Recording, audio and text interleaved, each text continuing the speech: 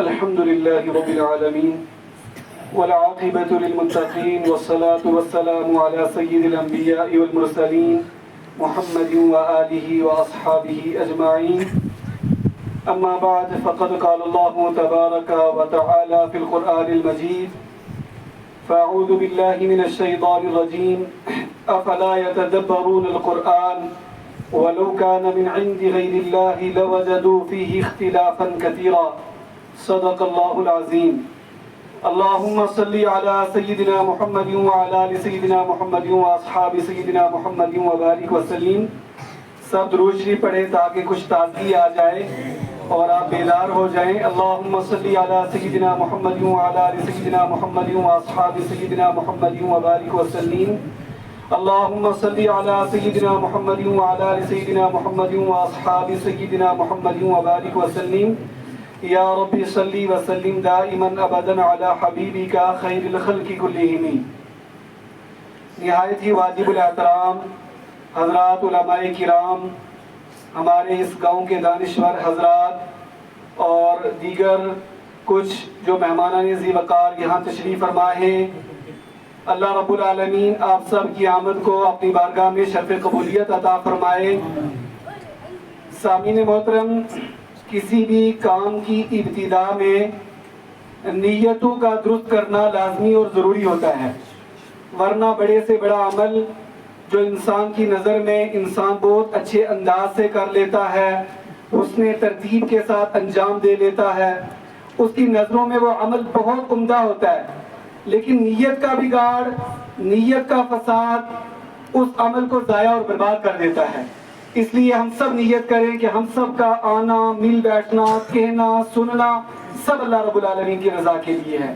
اس میں کوئی ریاکاری، کوئی دکھلاوا اور کوئی نام و نمود اور کوئی شہرت کا ہمارے دلوں کے اندر خیال بھی نہ گزرے. چونکہ ہم سب اللہ کے بندے ہیں، ہم جیسے کیسے ہیں اللہ کے بندے ہیں. قرآن حکیم میں سورہ بنی اسرائیل میں ایک مقام پر اللہ رب العالمین نے ارشاد فرمایا کہ اے دنیا میں رہنے والے انسانوں، تم بہت کمزور ہو. اور یعنی انسان کی کمزوری انتہا کو پہنچی ہوئی ہے، انسان کی کوئی حیثیت نہیں ہے. فرمایا کہ نہ تم زمین کو پھاڑ سکتے ہو اور نہ آسمانوں کی بلندیوں تک پہنچ سکتے ہو.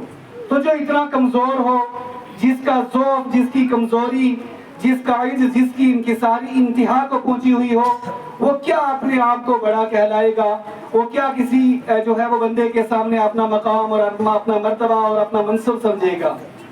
تو اس لیے ہم سب اپنی نیتوں کو درست کریں کہ ہم سب اللہ کی رضا کے لیے آئے ہیں، تاکہ جب اس اجلاس کا اختتام ہو اور یہ جلسہ اپنے اختتام کو پہنچے تو اللہ رب العالمین کے فضل و کرم سے ہمارے نامہ اعمال میں جو اجر و ثواب درج ہو، جو اللہ رب العالمین کی طرف سے اللہ رب العالمین کے فرشتے ہمارے نامہ اعمال میں ثواب درج کرے، وہ ثواب ہمارے لیے قائم دائم رہے اور اس کا وہ روز قیامت ہمیں کام آئے، اس کا بہترین ہمیں صلہ ملے، اور وہ ثواب کسی عمل کی کہ جو ہے وہ غلط ہونے کی وجہ سے یا نیت کے بگاڑ کی وجہ سے وہ عمل ضائع نہ ہو جائے. چونکہ مومن اپنی آخرت کے تئیں بہت فکر مند ہوتا ہے، اس کی نظریں بہت دور تک ہوتی ہیں.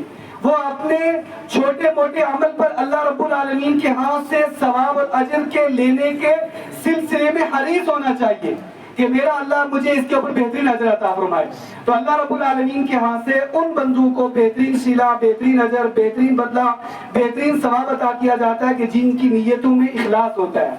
اس لیے پھر میں مکررن اپنی ذات کو پھر آپ سے کہتا ہوں کہ ہم سب اللہ کی رضا کے لیے آئے ہیں. اور جب یہ یہیں کی بات نہیں بلکہ جہاں بھی آپ کو کسی دینی مجلس میں بیٹھنے کا موقع ملے، آپ نیت کو درست کریں. چونکہ جو دو دشمن ہمارے پیچھے لگے وہ بہت خطرناک ہیں.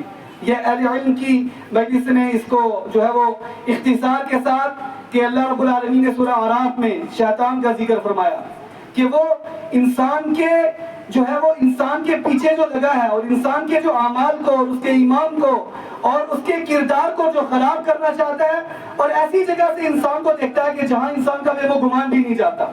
اور پھر اس کا نفس جو نفس امارہ ہے، جو طرح کی برائیوں میں انسان کو مبتلا کر کے اس کی دنیا اور آخرت کو برباد کرنے کے پیچھے پڑا ہے، تو یہ نفس اور شیطان انسان کے ہمیشہ سے دشمن تھے، اب بھی دشمن ہیں، اور اس کی زندگی کی آخری سانس تک اس کے دشمن ہیں۔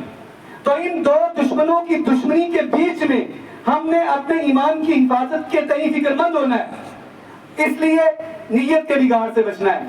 اللہ تعالیٰ آپ سب کی آمد کو قبول فرمائے۔